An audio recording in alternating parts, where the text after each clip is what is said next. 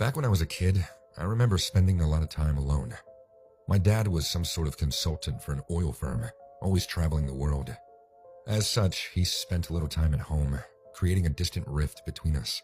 My mom was more present, but even she had to spend several days and nights away, leaving me to my own devices. Though I always insisted that I was old enough to survive on my own, my parents forced a local babysitter on me.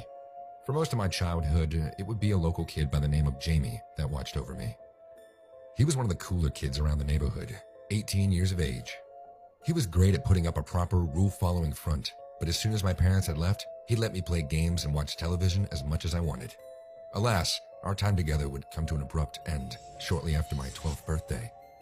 My mother was just about to head to work, leaving us with a final order to keep the house clean. "Don't worry, Mrs. Whitcomb, I'll take good care of him," Jamie let out with a smile. She would be home just before midnight, leaving us an ample amount of time to play video games and mess around. No sooner had her car vanished from sight than I turned to Jamie with a mischievous smile on my face. "FIFA?" was all I had to ask.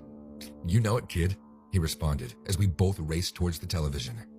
We pulled out a couple of controllers and turned the console on, and after a bit of half-serious arguing about who'd play which team, the game commenced. Jamie would let me win most games, a fact I only learned years later, though at the time it made me feel like such a stud. Hours passed as we sat in front of the console, and as the afternoon rolled around, the sun shone in through the western window. It was an annoying setup that made playing a hassle, mostly due to the lack of curtains. Still, it wasn't enough to deter us. But then, as quickly as the sun had appeared, a shadow took its place. A couple of loud knocks startled us to attention.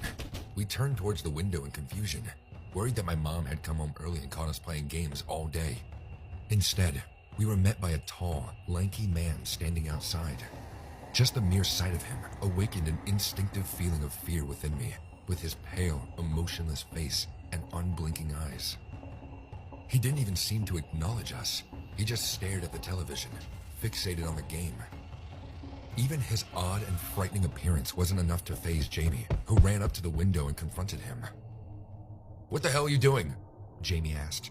He just ignored Jamie, still focused on the paused game. "Hey, weirdo, what do you want?" Jamie pressed on. "I play too," he asked. "I could." He spoke in broken sentences, clearly missing a few screws up there, but Jamie's initial hostility didn't seem to deter him. "I want play. Let me in," he demanded. It was hard to tell the guy's age, but he clearly was an adult, despite being twice Jamie's size. Despite several warnings, the guy refused to move away. "Come on,